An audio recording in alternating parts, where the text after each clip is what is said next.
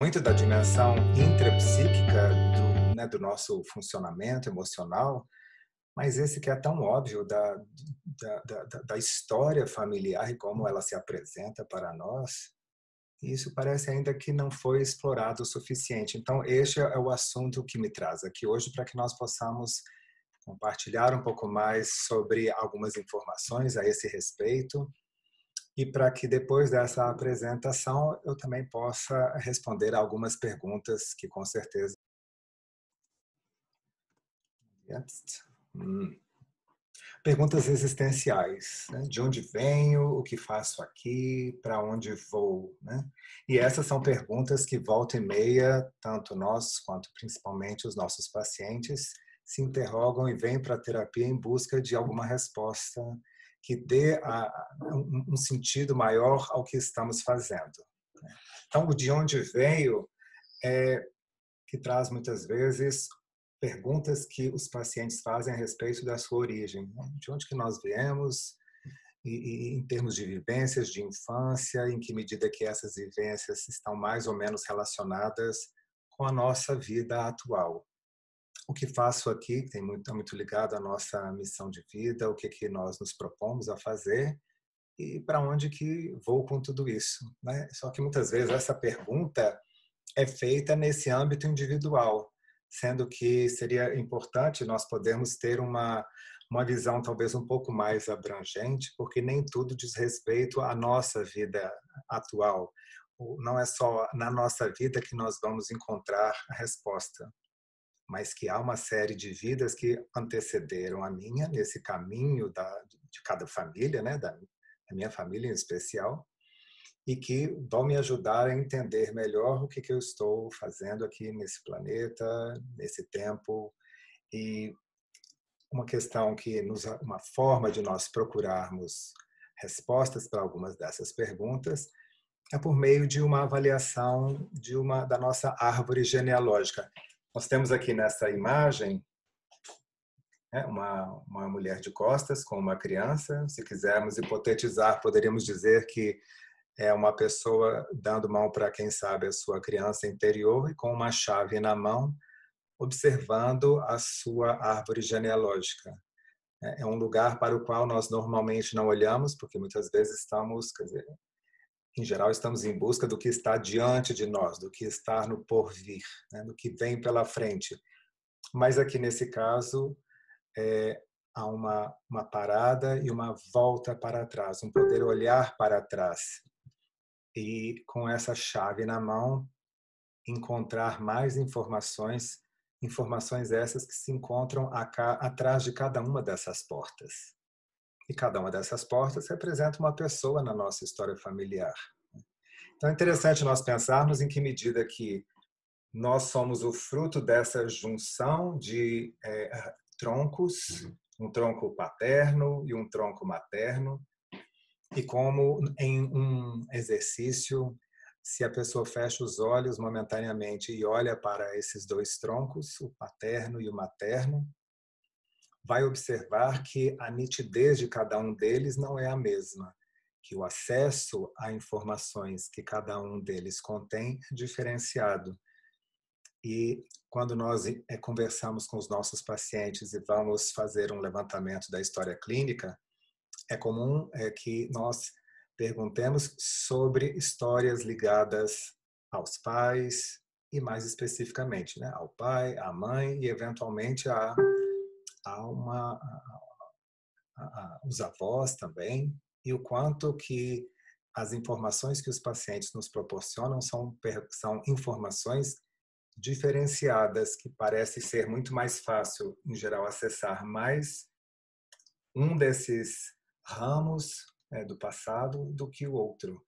É interessante poder contrastar isso com o paciente até e verificar em que medida que a maior presença ou ausência de informações a respeito do lado paterno ou do lado materno da família contribui para que a pessoa se organize a sua identidade e tenha uma noção mais abrangente dessas influências sofridas ou provenientes do passado. uma pergunta ainda relacionada a esse tema da origem, não só do indivíduo, mas a origem do estudo da transmissão transgeracional de trauma e de recursos. É importante nós destacarmos também os recursos, né?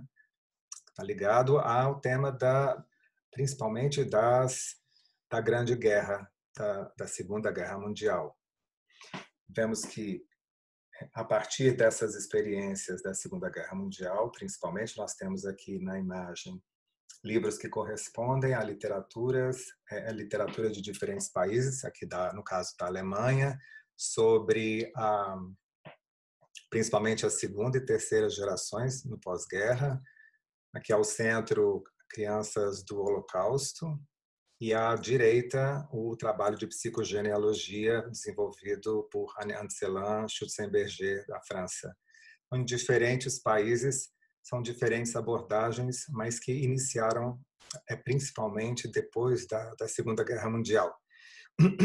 Apesar de a ênfase estar centrada nos traumas e em que medida que essas vivências intensas da guerra influenciam as gerações seguintes dos sobreviventes, das pessoas que estiveram mais ligadas a esse acontecimento histórico tão trágico, é importante também podermos avaliar quais são os recursos, quais são os ganhos de sobrevivência, de superação e de administração das dificuldades que essas pessoas obtiveram, né? E podermos avaliar, principalmente quando vamos fazer um trabalho de um levantamento da história clínica dos nossos pacientes, de podermos, de certa forma, contrabalançar, né? Balancear aquelas perguntas sobre vivências traumáticas, perturbadoras do passado e aquelas vivências ligadas a recursos, para sabermos de uma maneira mais equilibrada como é que essas informações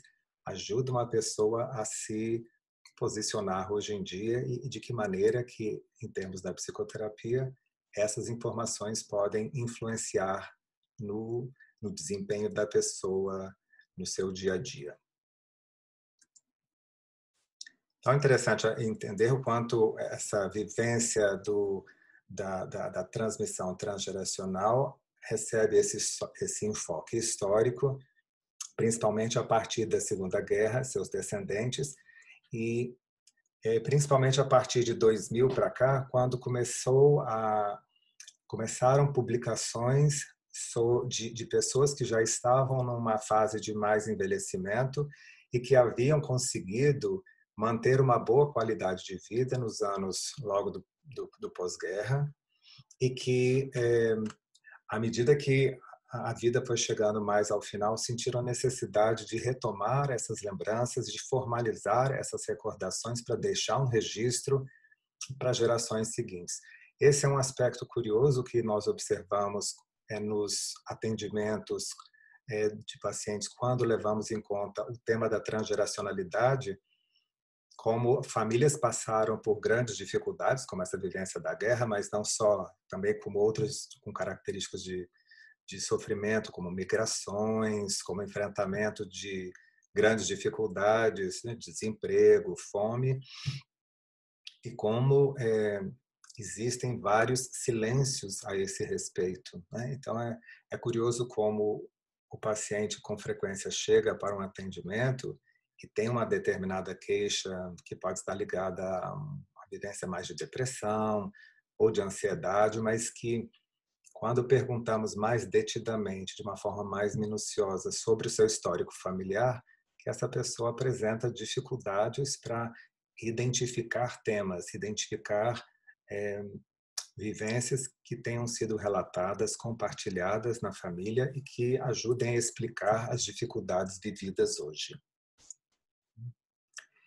Se formos pensar também com relação à organização teórica deste trabalho, da transmissão transgeracional de traumas, encontramos diferentes grupos, né, como, por exemplo, a terapia sistêmica de família, e um dos principais autores é o Bozoman Nagy, que fala sobre o tema das lealdades invisíveis, como que em cada família os membros da família guardam uma determinada lealdade com essa família e como essa vivência, esse pacto feito de uma forma inconsciente, leva a pessoa a buscar por certas conquistas, por superações que às vezes não estão tão ligadas a uma esfera individual, mas que pertencem a esse conjunto familiar que a pessoa deseja honrar e preservar para que tenha sentido pertencer a esse grupo. Existe outro trabalho também de Murray Bowen, que também foi um terapeuta sistêmico de formação psicanalítica e falou muito sobre a questão do processo de diferenciação das pessoas dentro da família, a diferenciação do self no ambiente familiar e como é difícil e que existe uma série de forças para que a fusão entre os membros e a individuação aconteçam, né? Que existe toda essa, digamos, esse conflito em busca de uma maior individuação das pessoas. Há também Stirling, da Alemanha, que fala sobre os eixos, né? Um eixo, digamos, um sistema vertical das diferentes gerações e um eixo horizontal que é da pessoa, do indivíduo em relação aos seus primos, tios, quer dizer, daquilo que é vivido hoje em dia e como esses dois eixos interferem um no outro, né? Também trabalho de Andolfi, na Itália, McGoldrick, nos Estados Unidos, que aborda muito o tema do genograma, vou falar um pouquinho sobre isso. Temos também uma série de grupos ligados à constelação familiar, do Bert Hellinger, a psicogenealogia, de Anne-Ansela Schutzenberger. Então, são grupos que têm se formado como escolas de formação, de treinamento para que os terapeutas empreguem esse referencial como um enfoque prioritário, né? E com uma visão do paciente que leve em conta algumas dessas características da transmissão transgeracional, cada um com um olhar um pouquinho diferenciado em relação ao outro. E ao término eu vou falar um pouquinho mais sobre a terapia MDR, é claro, né? E na psicanálise, um expoente que foi o John Bowlby, falando sobre teoria de vínculo, teoria do apego e como as vivências de vinculação ou de apego podem passar de uma geração para outra. Então, não é tanto a transmissão transgeracional, que atravessa várias gerações, mas a transmissão intergeracional, que é aquela que acontece de uma geração para outra.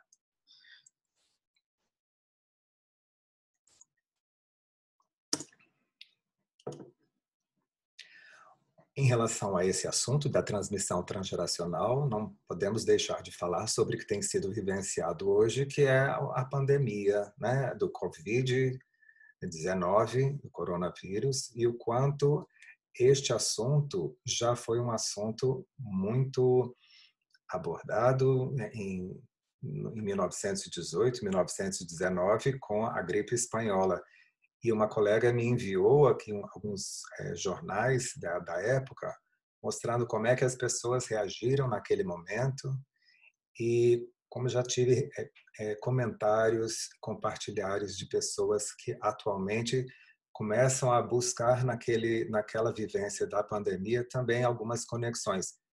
Eu próprio, há pouco tempo, fiquei sabendo que perdi um bisavô materno na gripe espanhola e, entre aspas, não sabia disso, uma informação que não estava circulando na família, né? Então, quanto às vivências do que nós passamos hoje, não só, portanto, aquilo que vem da família, mas o momento atual no qual estamos inseridos, as vivências culturais e sociais, e agora na questão da saúde, pela qual nós passamos, também ficam registradas no âmbito familiar e podem ser passados de uma geração para outra. Acho curioso aqui o destaque sobre a questão de como as pessoas lidaram aqui no Brasil com a gripe espanhola e como agora estamos na expectativa da superação dessas dificuldades, o que significa também pensarmos em termos da busca por recursos e da descoberta de resiliência individual e da resiliência familiar para poder podemos enfrentar essas dificuldades que esses desafios da saúde pública têm nos proporcionado agora. Interessante que em um dos jornais eu vi também a menção à busca por medicamentos que pudessem, na época da gripe espanhola, quem sabe ajudar as pessoas, e um foi o quinino, que é ligado à hidroxicloroquina. Então, veja como até mesmo em termos medicamentosos nós temos alguns movimentos cíclicos, né, de retorno. Aqui um comentário sobre o quanto uma vez passada a gripe espanhola, no Carnaval, no Rio de Janeiro, houve uma, como se diz, uma folia desenfreada pela comemoração, pela celebração da vida e a superação da dificuldade que foi a pandemia da época da gripe espanhola. E por falar nessa questão daquilo que é cíclico, daquilo que de certa forma retorna, é importante, acho que dar um destaque, que esse retorno não é exatamente uma mera repetição, mas sim o que nós chamamos de um processo recursivo, que quer dizer que as vivências acumuladas ao longo do tempo são revistas e incorporadas a um aparente retorno do passado.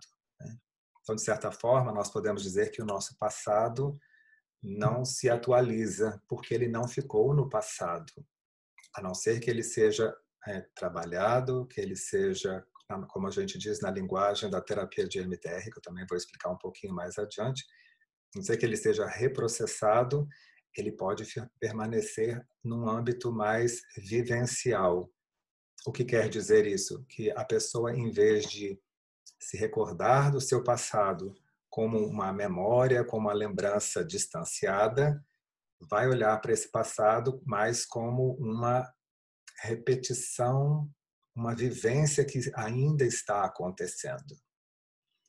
Queria comentar brevemente sobre um caso de uma paciente que veio com uma queixa, aliás, na verdade, mais de uma paciente, né, dizendo: sou uma fraude. E acho importante destacar esse tema porque durante muitos anos eu fui supervisor de estágio na Universidade Católica, no curso de psicologia, e na parte de estágio em psicologia clínica, quando os alunos de psicologia começavam a fazer os atendimentos e vinham para a supervisão, diziam: eu me sinto uma fraude porque os pacientes chegam na nossa clínica, escola, estão dizendo, me chamando de doutor, doutora, e eu não consigo me reconhecer nesse papel, não consigo me identificar com esse papel. Então, quanto que às vezes essa vivência de fraude pode ser parte de um processo natural de aprendizagem, de uma curva de aprendizagem, mas que, conforme nós temos aqui essa ilustração que é muito, eu acho que simbólica desse assunto, que certas vivências do passado são tão marcantes que mesmo depois, com a passagem do tempo, mesmo mudado o ambiente, aqueles registros não se modificam, eles ficam entranhados. No caso dessa paciente que veio com a queixa de sou uma fraude, ela dizendo que ela era de uma família muito humilde, com muitas dificuldades, que chegou mesmo a passar fome, e que agora é uma pessoa bem-sucedida, uma pessoa que havia superado tudo isso, mas que em vários momentos ela sentia como que se não isso que ela vivesse hoje não fosse a realidade, como se no fundo ela ainda estivesse aprisionada àquele passado. Então, o quanto que na própria vida da pessoa esse registro da fraude pode marcar a dificuldade de atualização desse passado. E o quanto isso, se nós estendemos um pouco mais o nosso campo de observação, o quanto que talvez algumas das queixas que os pacientes trazem, na verdade, estão refletindo também esse passado que não se atualizou. Então, a importância de nós mantermos uma atenção mais para além do sintoma, na busca dessa origem que pode estar marcada exatamente por esse passado que não se modifica. Então, nós temos na prática clínica, já falando um pouco mais especificamente do tema da prática clínica, por que falarmos de transmissão transgeracional e de recursos? E quando nós vamos abordar a dificuldade que o paciente nos traz, principalmente se estamos com um olhar que é mais voltado para trauma, para o entendimento de quais podem ser as dificuldades vividas no passado e que não foram atualizadas no presente, assim como nesse slide que eu acabei de mostrar. Nós observamos que, com frequência, o paciente vem e traz uma queixa, mas é uma queixa que está conectada diretamente a certa vivência do passado. Por exemplo, a pessoa pode dizer: eu tenho medo de falar em público, porque quando eu era pequeno, eu fui falar diante da sala e eu fui humilhado, e aí toda vez que eu chego diante das pessoas, aquela vivência está junto comigo, ela não ficou no passado, né? E quando nós conseguimos encontrar essa conexão clara entre a vivência do passado e a dificuldade do presente, isso é muito mais fácil de nós trabalharmos com o paciente, até a própria pessoa ter essa compreensão dessa linearidade de causa e efeito e em que medida que essa vivência do passado está presente e ajuda a alimentar, a sustentar a queixa vivida atualmente.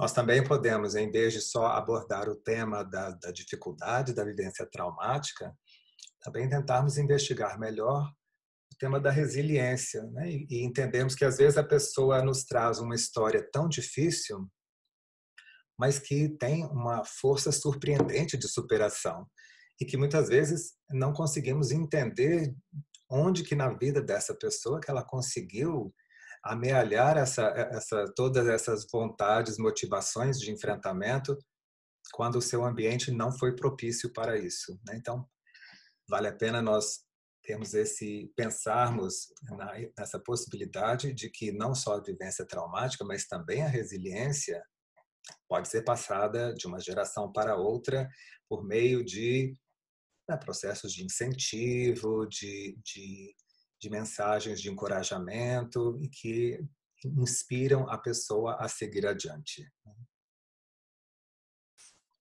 Então, mesmo se a criança tem aqui, como tem nesse desenho, né, um receio da sua imaginação, da sua fantasia de que algum monstro a acompanha, que isso não necessariamente é uma condenação e que podemos ajudá-la a encontrar forças e capacidades de enfrentamento.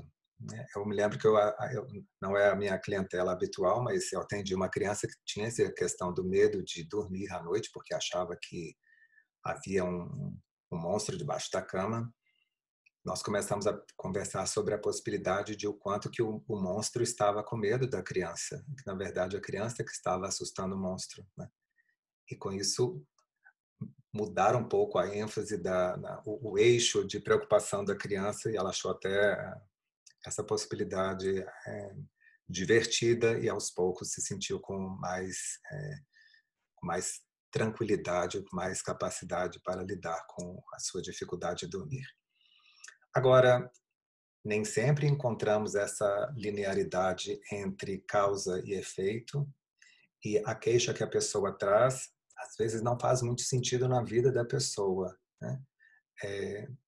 Então, se nós não conseguimos encontrar essa conexão mais clara, podemos nos perguntar: será que esse é um processo dissociativo? O que quer dizer a dissociação? Quer dizer que a pessoa não consegue associar as suas lembranças, não consegue se sentir uma pessoa mais integrada e mantém parte dessas lembranças separadas da sua consciência. A maioria de vocês já deve ter tido a experiência de ouvir falar ou de ter vivenciado um trabalho com que é chamada criança interior, né? Então, se fechamos os olhos, podemos reconhecer a criança que nós já fomos no passado e podemos ter uma noção de continuidade do tempo entre passado e presente, da criança que eu já fui, seguida pelo adolescente que eu fui, adulto jovem, assim sucessivamente. Se a pessoa passou por muitas dificuldades, com uma ameaça à vida e com um senso de impotência e desesperança, é comum que essa vivência infantil perturbadora seja como que retirada do campo da consciência. Para quê? Para que a pessoa consiga seguir adiante de certa forma, deixando para depois para lidar com esse conteúdo perturbador. Então, nesse caso, existe uma dissociação desse conteúdo e não um processo de associação. A associação nós vamos entender como um processo de aprendizagem, de integração dessas lembranças do passado com a nossa visão de mundo de adulto orientada para o presente. Então, se a pessoa não consegue encontrar um sentido no que vive hoje, pode ser que parte daquilo que explicaria essa dificuldade esteja dissociado, esteja isolado por uma questão de sobrevivência no passado e que hoje, de certa forma, a pessoa não consegue entender o funcionamento disso, por que que ela não consegue se lembrar direito do seu passado e por que que está vivendo de sofrimentos que ela não consegue explicar direito. Pode ser que também a dificuldade atual seja o resultado de trauma precoce. O que quer dizer isso? Que a pessoa passou por uma série de experiências traumáticas, logo talvez depois do nascimento ou um pouco depois disso, com alguma internação hospitalar, com algum distanciamento de seus cuidadores e uma vivência de abandono, de risco de morte, e que isso ficou registrado mais no âmbito físico do que nós chamamos memórias implícitas, né? Então não são memórias explícitas, não estão no campo de consciência da pessoa, não são reconhecidas por meio de imagens, mas sim por sensações físicas. Então, muitas vezes a pessoa de hoje tem uma dificuldade e que não consegue localizar no passado uma justificativa, mas apresenta sintomas físicos, como taquicardias, dores crônicas, que podem ser indícios de vivências de trauma precoce. Ou então, se, apesar de toda essa investigação, não encontramos no passado, por meio de dissociação, nem por trauma precoce, que talvez a pessoa esteja vivenciando alguma repetição familiar, né? E no caso específico de dor crônica ou de alguma questão mais depressiva ou de ansiedade, quando vamos investigar um pouco mais a história da pessoa, do paciente, seria conveniente perguntarmos se mais alguém na família, quem sabe, também já não teve alguma dificuldade parecida. Se essa pessoa, se esse paciente já não, quem sabe, investigou um pouco mais para ver se mais alguém em uma idade parecida ou num contexto parecido, quem sabe não teve um sintoma ou uma queixa semelhante a que esse paciente traz agora para atendimento, né? Então, com isso, começarmos a investigar o que está para além da vida inicial da pessoa, né? Da vida atual que a pessoa nos traz. É importante destacar aqui o quanto nós temos, de certa maneira, são diferentes faixas de investigação, né? Uma faixa mais inicial, em que as dificuldades de infância estão ligadas às queixas atuais, e outras em que isso não acontece, mas que podem estar ou dissociadas ou foram vividas muito precocemente. E se não encontramos resposta em nada disso, quem sabe não sejamos, quem sabe, convidados a investigar um pouco mais essa dimensão transgeracional. Mas como é que nós podemos reconhecer se o conteúdo é de transmissão transgeracional? Bom, primeiro nós temos uma categoria que seria de trauma coletivo, como quem viveu o Holocausto, quem passou por pandemia, e, portanto, é um trauma em que não só o indivíduo, mas toda a comunidade foi submetida a essa vivência, né? E que os descendentes, se tiverem maior risco de transtorno de estresse pós-traumático, que é o que se observa principalmente com segunda e terceira gerações de sobreviventes do Holocausto. Então, esse é um indício de que essa vivência perturbadora a qual a sociedade inteira foi submetida pode trazer consequências mais especiais para alguns grupos específicos de sobreviventes.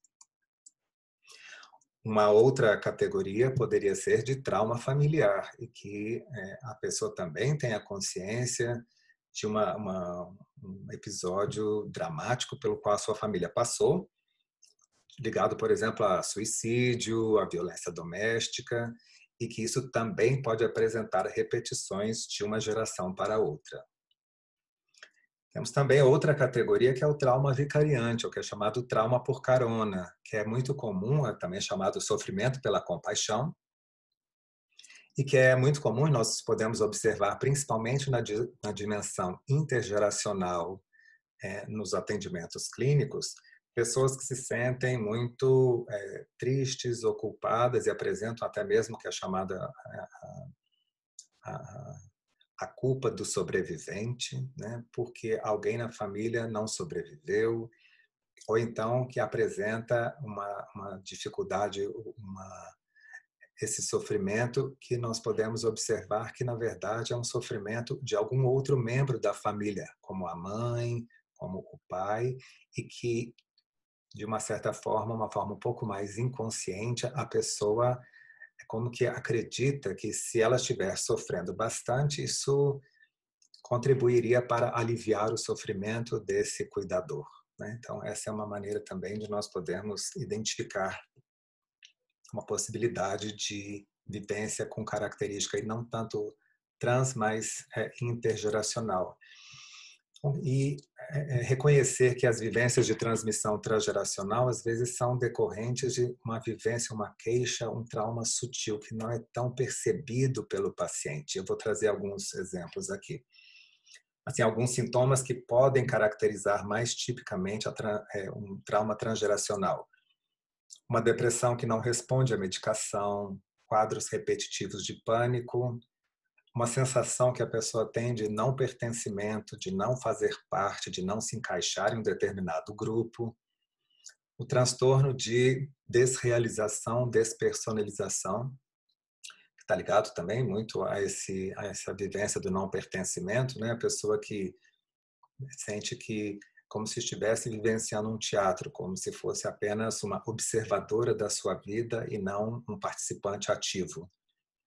Receios inexplicáveis, como, por exemplo, o medo de passar fome, o medo de sentir frio, o medo da penúria, de ficar pobre, de não ter recursos, quando o estilo de vida da pessoa não justifica esses receios, né? O medo de não ver os filhos crescerem, medo de certos barulhos, como fogos de artifício, portas que se batem. Então, são sinais de que talvez essas manifestações não estejam ligadas à vida da pessoa, e sim de algum antepassado. Eu fiz uma apresentação de um workshop de transmissão transgeracional em Buenos Aires, e foi muito interessante como de umas 30 pessoas, umas 5 apresentavam esse grande receio de ficar pobre, de morrer na miséria. E quando nós fomos explorar um pouco mais a sua vida pregressa, vimos que todos eles, esses 5, eram netos de imigrantes que tinham largado, que tinham deixado as suas raízes na Europa, no período da Segunda Guerra, às vezes até mesmo da Primeira Guerra, e que tinham passado por muita dificuldade e que, de alguma maneira, esse receio do perigo de passar fome, o perigo de passar frio, o perigo de faltar alimento, como isso é passado de uma forma sutil de geração para geração, que às vezes a pessoa considera essa queixa até como algo natural, né? Às vezes nem traz isso, quer dizer, a pessoa não marca uma sessão de terapia para dizer, olha, eu tenho medo de passar fome no futuro, eu tenho medo de sentir frio. Mas que à medida que o nosso trabalho avança, né, de investigação clínica, às vezes aparece num comentário, é engraçado, eu preciso ir ao supermercado porque, sei lá, fico com receio de que, de repente, né, a geladeira está um pouco mais vazia, não sei, vai que falta alguma coisa, né? E, aliás, com o início da pandemia também houve uma intensificação de alguns desses medos, né? Correrias em busca de papel higiênico, de certos produtos de limpeza, de comida, como se isso pudesse acabar a qualquer momento. Então, pode ser que, em certas situações, é importante destacar que esses receios são adaptativos, eles são apropriados e adequados àquilo que a pessoa está vivendo. O que nos interessa é quando essa presença, a presença desses sintomas, você observa que ela não é mais adaptativa, porque aquilo que a pessoa vivencia não combina com essas experiências, né? Então, achei interessante também uma vez que eu fiz uma apresentação desse workshop em São Paulo, e de um grupo de umas 20 pessoas, umas 3 comentaram que tinham uma sensação de aperto na garganta, que não conseguiam entender direito esse tema do aperto na garganta. E quando nós fomos explorar um pouco mais, investigar o passado dessa pessoa e da sua história de família, veio à consciência, a lembrança de que às vezes a avó ou a bisavó tinham sido uma índia que foi laçada no mato, quer dizer, uma história aparentemente surreal, mas que foi muito impressionante ver num grupo de tão poucas pessoas, de haver mais de uma pessoa com esse tipo de histórico familiar, né, de uma ancestral ter sido pega no laço e de a pessoa sentir até hoje sensações de aperto na garganta. E à medida que nós podemos trabalhar isso, reprocessar esse conteúdo, que essas sensações de desconforto puderam se dissipar e encontrar um sentido que, de certa forma, ajudou a pessoa a organizar a sua biografia, a entender melhor a partir da sua origem, das origens da sua família, inclusive, como isso tinha uma repercussão no presente.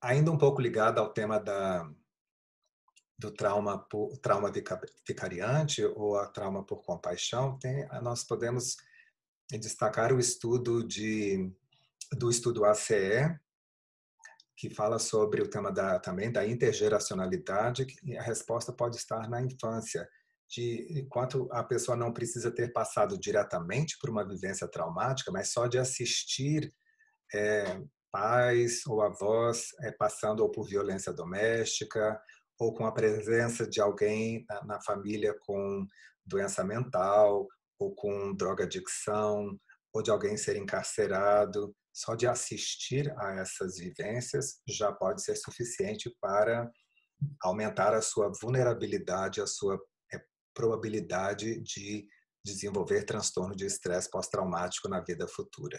Esse é um estudo muito interessante do Adverse Childhood Experiences, as experiências adversas de infância.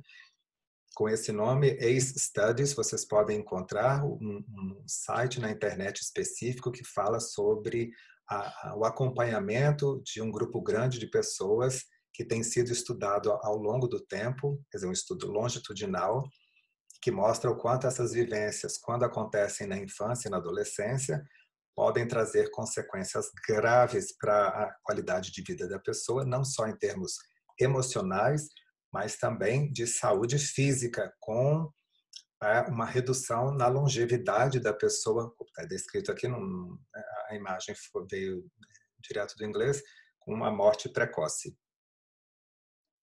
E o quanto esse registro, essas vivências, de uma certa maneira, podem contaminar as gerações seguintes, porque demonstram uma vulnerabilidade importante à qual a pessoa foi exposta e que não conseguiu ser protegida disso. Então, só para se ter uma ideia, acho que esse desenho é bastante ilustrativo e simbolicamente assim, muito impactante, né, de uma criança que passou por uma vivência trágica de ter perdido a perna num bombardeio. Esse foi um concurso de desenhos de alguns anos atrás sobre vivências de guerra e suas consequências, e o quanto essa vivência não elaborada no passado, no presente, mediante mesmo um aviãozinho de papel, que nós podemos qualificar como um disparador, que é suficiente para ativar essa recordação do passado, que não fica no passado e que, portanto, vai ser, mesmo que de uma forma sutil, ensinada aos seus descendentes. Para quê? Para aumentar a sua probabilidade de sobrevivência e de melhor ajuste às adversidades. Então, algumas desses comentários que eu fiz até agora foram mais ligados a uma perspectiva mais especificamente subjetiva e psicológica, mas no estudo da transmissão transgeracional de trauma há também outros desdobramentos desse estudo no âmbito não só psicológico, mas também biológico, como é o caso da epigenética. Né? A epigenética, como vocês estão vendo aqui nesse slide, vai levar em consideração os genes da pessoa, que somados aos hábitos e ao meio ambiente vão formar você como quem você é hoje. Né? Há também aqui nesse outro quadro o quanto certas exposições ambientais, os estresses vividos, a dieta, o estilo de vida podem todos induzir mudanças epigenéticas, quer dizer, são mudanças na expressão dos genes. Né? E vou mostrar um pequeno vídeo para você só para exemplificar, para esclarecer melhor o que é epigenética, né? E que podem determinar essas exposições aqui, se um determinado gene vai ser mais expresso ou se vai ser mais inibido e como isso pode ser passado para as gerações seguintes. Então, se a pessoa aqui no caso teve mais ou menos dinheiro, se teve mais ou menos exposição a medicamento, a uma conexão social, a todo um trabalho de incentivo ao desenvolvimento mental, o estilo alimentar, se foi saudável ou se foi mais de comidas processadas de baixa qualidade, se foi submetido a vacinas ou a fumo, se praticou esportes, tudo isso parece que num conjunto interfere significativa na maneira como a pessoa vivencia a sua vida e passa parte desses registros para as gerações seguintes. O cheiro doce de frutas normalmente não faz com que ratos saiam correndo, mas quando pesquisadores juntaram o odor frutado e amendoado da cetofenona com um poderoso choque elétrico, ratos de laboratório rapidamente passaram a temê-lo. Com o passar do tempo, neurônios extras surgiram em seus narizes e na parte do cérebro responsável pelo processamento de cheiros, deixando-os super sensíveis ao cheiro. Esse resultado não é chocante, mas o que é realmente curioso é que os filhotes desses ratos e os filhos depois desses também se assustavam com o cheiro de acetofenona e tinham os mesmos neurônios extras, mesmo sem nunca terem conhecido seus pais ou o cheiro. Mas como eles poderiam ter herdado algo que seus pais aprenderam? A genética básica nos ensina que somente o DNA é passado para os descendentes. Características como memória, cicatriz ou músculos não são transmitidas, já que a sua aquisição não altera o código genético. Mas acontece que instigar medo nos ratos acabou desencadeando mudanças genéticas, não na sequência do DNA, mas em vez disso, na forma como esse código foi lido e usado no corpo dos ratos. Dentro de cada célula, uma máquina biológica constantemente transforma o DNA nas proteínas necessárias para o funcionamento de vários processos vitais. Interruptores químicos ligados ao DNA ativam ou desativam os genes, informando a máquina quais e quanto de cada proteína produzir. É por causa desses interruptores, chamados de marcas epigenéticas, que as células do gene parecem e agem de forma diferente de uma célula da pele ou nervosa, apesar do DNA de ambas as células serem idênticos. Mas os interruptores das células estão sujeitos a estímulos externos. Ao ensinar os ratos que deveriam ter medo do cheiro de fruta, um dos seus genes responsáveis pelo olfato saiu do controle. Pesquisadores não sabem todos os lugares do corpo do rato onde isso aconteceu, mas sabem que aconteceu em um lugar, nas células de esperma dos ratos, que um dia irá passar esse material genético alterado, fazendo a próxima geração de ratos supersensíveis à cetofenona. Os roedores não são as únicas criaturas que possuem esse tipo estranho de herança. Em Överkalix, na Suécia, garotos que passaram fome durante o inverno acabaram tendo filhos super saudáveis, com riscos extremamente baixos de doenças cardíacas e diabetes. E seus netos tiveram a mesma saúde excelente, chegando a viver incríveis 32 anos a mais, em média, do que os netos de garotos que não passaram fome. Só para deixar claro, isso não significa que devemos deixar nossos filhos passar fome em prol das gerações futuras. Cientistas não fazem ideia ainda de quais genes foram afetados pela fome.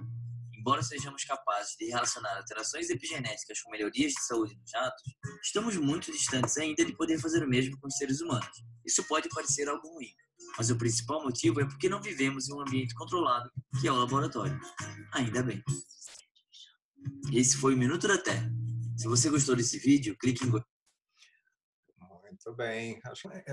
Acho muito bacana esse tema da epigenética. É algo que é um campo que tem se expandido principalmente a partir de 2000 para cá. Ele já tem um periódico específico e é um assunto que tem sido pesquisado em vários países, principalmente, conforme eu comentei antes, tem uma investigadora chamada Raquel Yehuda, que é israelense e mora em Nova York, e tem acompanhado terceira geração de sobreviventes do Holocausto, né, para ver em que medida que essas pessoas são mais ou menos vulneráveis a estresse pós-traumático em comparação com o restante da população. Então, uma série de pesquisas que têm sido feitas para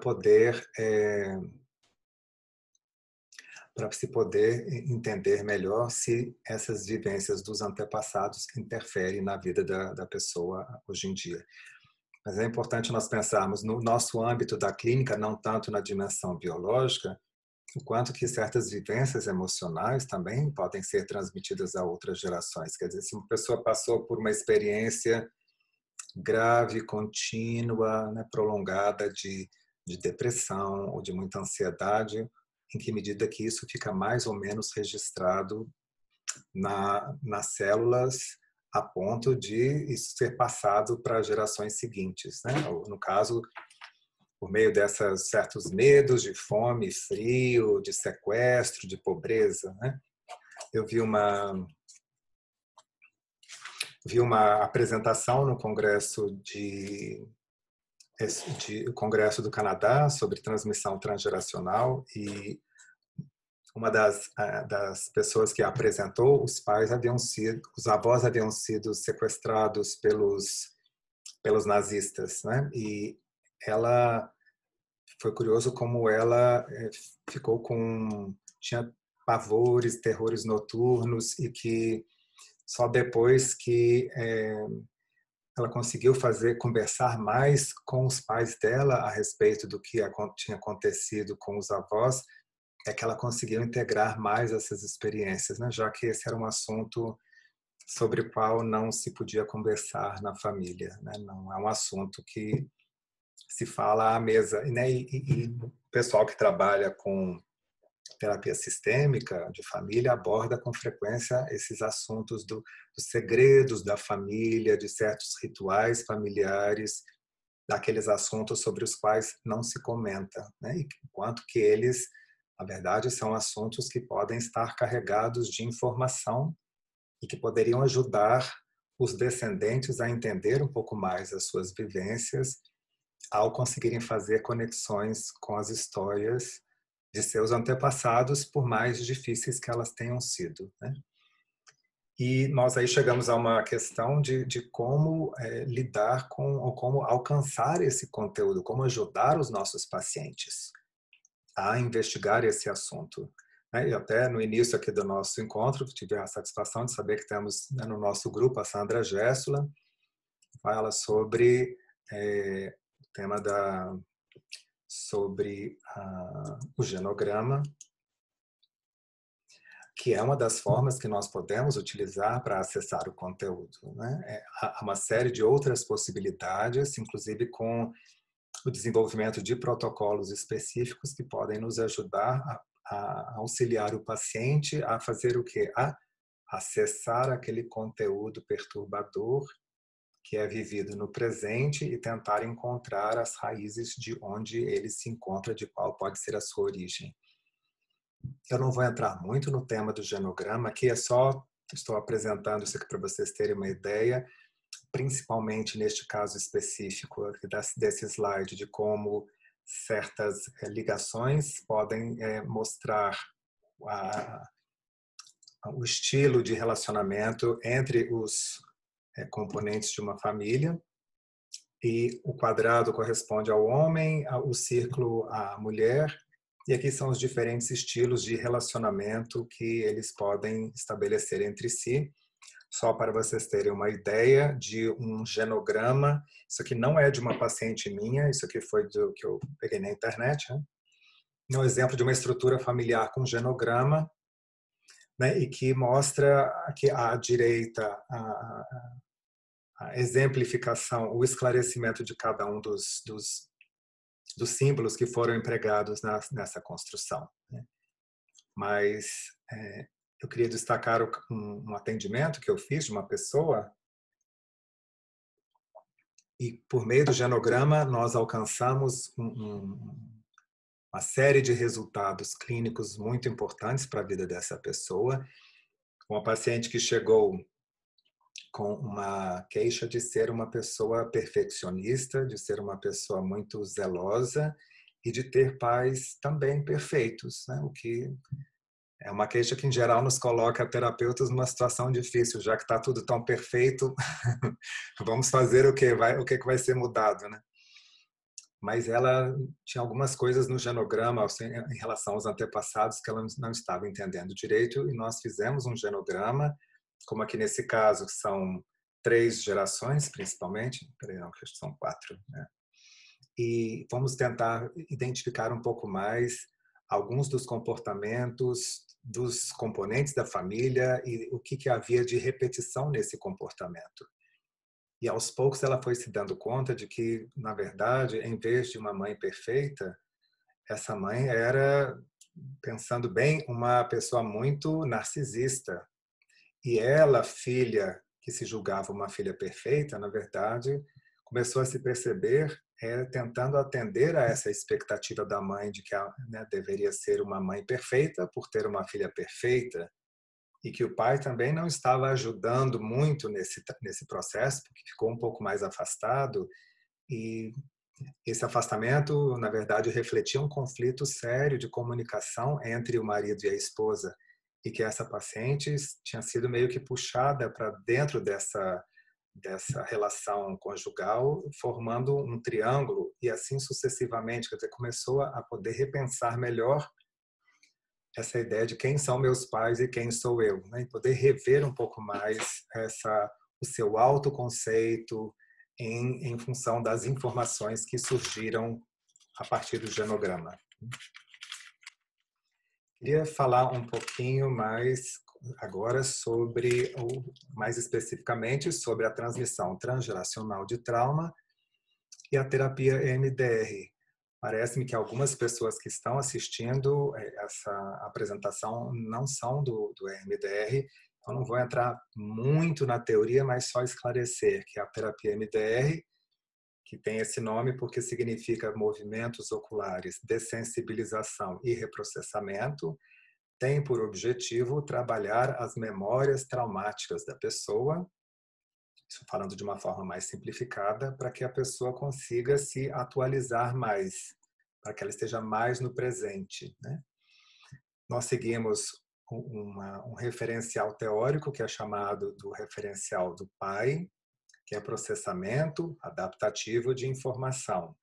E este modelo teórico nos esclarece que aquelas vivências, as queixas atuais que a pessoa vivencia, são resultado de memórias traumáticas do passado que ficaram armazenadas, registradas no cérebro de uma forma disfuncional. Como é que a pessoa vai saber se a sua memória está ou não armazenada de uma forma disfuncional? Se a pessoa passou por uma vivência difícil no passado, mas quando se lembra dessa recordação, tem uma impressão subjetiva de que essa lembrança está onde deveria estar, ou seja, lá no passado, é um sinal de que o tempo passou e de que essa memória está no seu devido lugar.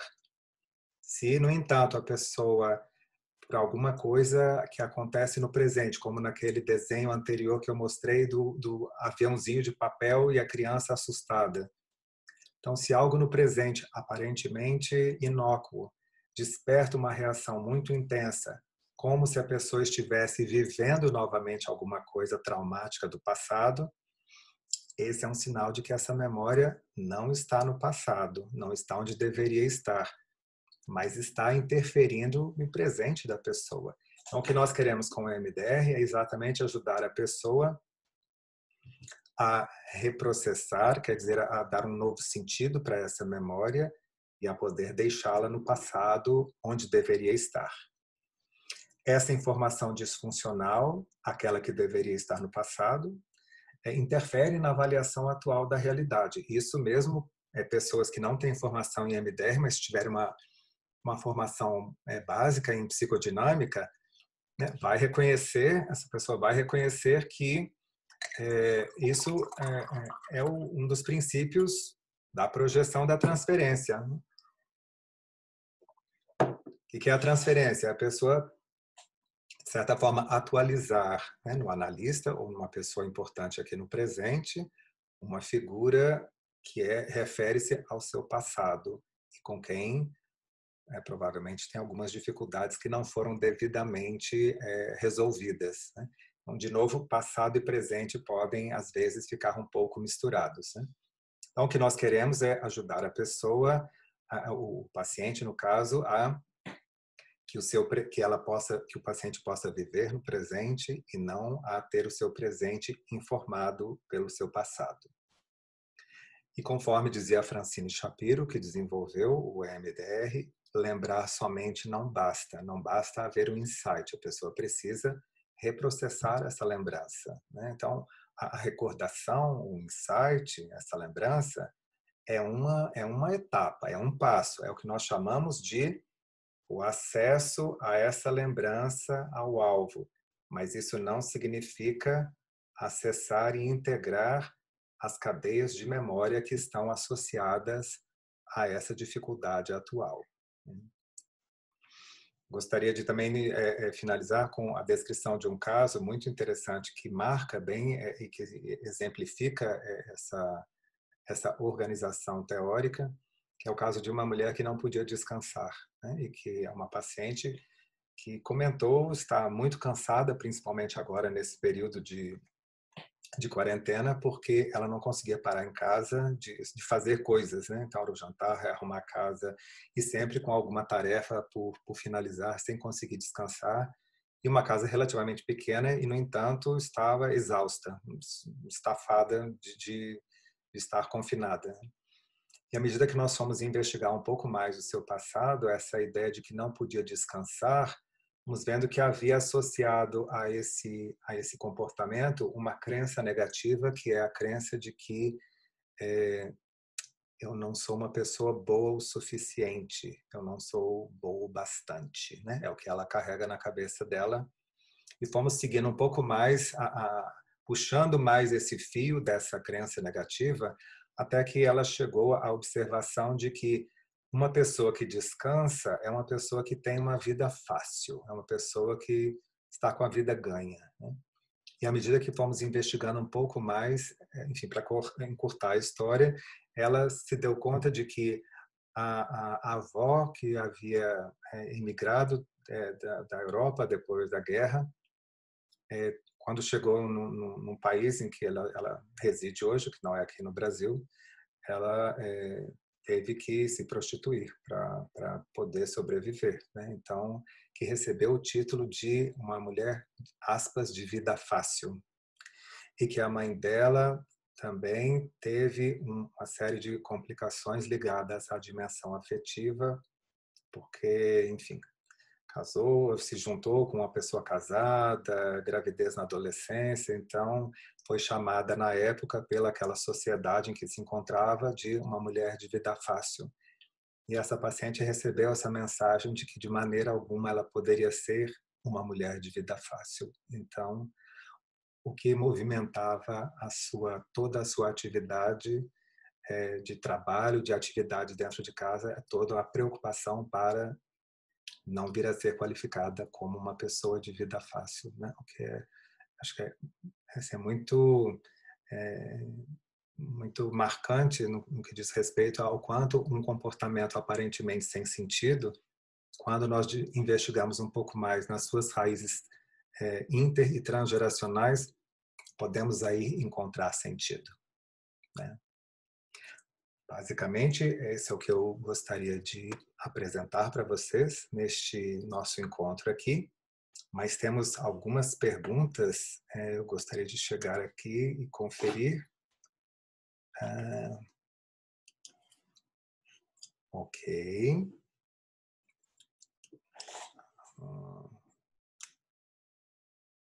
Aqui, na verdade, não estamos exatamente com perguntas, tenho apenas uma observação por enquanto.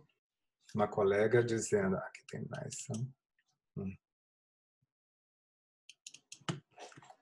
Aqui tem alguma coisa. Não, mais a questão do vídeo que não passou naquele momento. Observe meus pacientes judeus a frequência de transtornos alimentares, né? Uma colega, Fátima, que fez essa observação.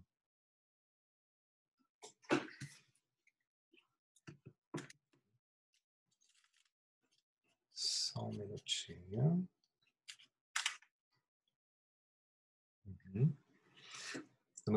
Tem também um caso de uma paciente que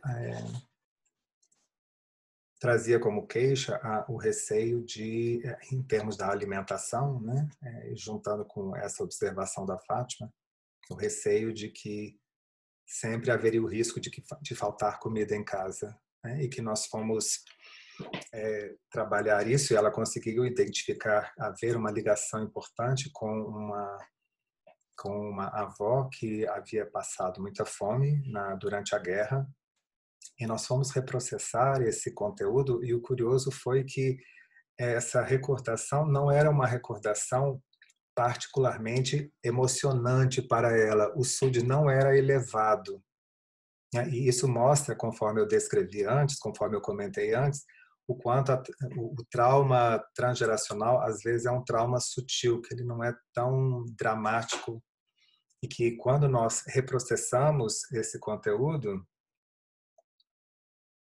ok. Uhum. O quanto que esse trabalho, nós fizemos uma série de estimulações em relação a essa vivência. A vivência que ela trouxe a imagem foi muito interessante. Foi uma imagem que ela não presenciou, mas que ela tinha na cabeça, que era da avó costurando joias dentro do casaco para depois essas joias poderem ser trocadas por comida, né? Nós reprocessamos e ela... Foi curioso que o SUD não era muito alto, acho que era em torno de 6, né? Numa escala de 0 a 10, o que é o SUD? É uma escala subjetiva de perturbação, em que 0 significa nenhuma perturbação e 10 é a máxima perturbação que a pessoa pode sentir agora, quando se lembra de algo do passado. Então, no caso dessa paciente, havia uma perturbação de 6, que é mais ou menos, né, ali no meio do caminho quase, e que ela, depois, ao término da sessão, ficou em 4. Então, sem grandes mudanças, não foi tão marcante assim com MDR, sem muita intensidade. Mas um mês depois ela veio dizer que a vida dela estava completamente mudada e que ela tinha tido que sair de casa às pressas para comprar comida porque ela havia se esquecido de fazer compras, o que há poucas semanas atrás era algo absolutamente impensável, mostrando como a transmissão de trauma pode ter um impacto na vida da pessoa, na qualidade de vida da pessoa, e como nós podemos ajudar essas pessoas por meio do reprocessamento dessas vivências traumáticas, né? Tem uma pergunta aqui também: como reprocessar um trauma intergeracional se o paciente não se lembrar da história dos antecessores? Pois é, então aí é que nós vamos abordar um reprocessamento com características indiretas, é daquilo que a pessoa formula na sua cabeça. Então, de certa forma, nós não estamos restritos apenas ao reprocessamento de memórias, mas nós estamos ampliando a nossa intervenção para o reprocessamento de informações disfuncionais. Então, o que nós queremos privilegiar é a informação que a pessoa tem na cabeça, assim como essa paciente sobre a qual eu falei agora. Tinha uma imagem da avó costurando as joias no seu casaco, mas era algo que ela não havia testemunhado. Mas a imagem era nítida na cabeça dela. Então, por meio de relatos, ou mesmo de imaginação de o que né, os nossos antepassados podem ter sofrido, isso às vezes já pode ter influência no nosso estilo de vida. E nós vamos tentar reprocessar exatamente essas impressões, esses relatos, essas imaginações, mesmo se eles não forem baseados numa memória pontual, numa memória concreta, verificável. Porque assim como nesses casos da imprecisão da lembrança, essa minha paciente relatou mudanças significativas positivas na vida dela, quer dizer, que houve um processo de integração, apesar de não termos trabalhado uma memória que ela mesma tivesse testemunhado. Era isso aqui. Eu queria agradecer a presença de vocês. Foi ótimo bater esse papo com vocês sobre esse assunto que eu acho fascinante e que, de certa maneira, amplia as nossas perspectivas de trabalho com a MDR, de não só ficarmos em busca do trauma da infância, porque às vezes a dificuldade da pessoa não se encontra na própria infância, e sim no sistema familiar mais amplo.